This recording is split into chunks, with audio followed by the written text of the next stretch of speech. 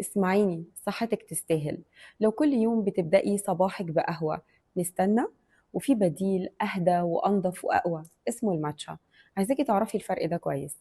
القهوة بتزود التركيز جدا، بس ايه، بسرعة لكن بتعمل هبوط مفاجئ بعد ساعتين، تخليكي تزيد معاكي القلق وتوتر الأعصاب، ترفع هرمون التوتر الكورتيزول.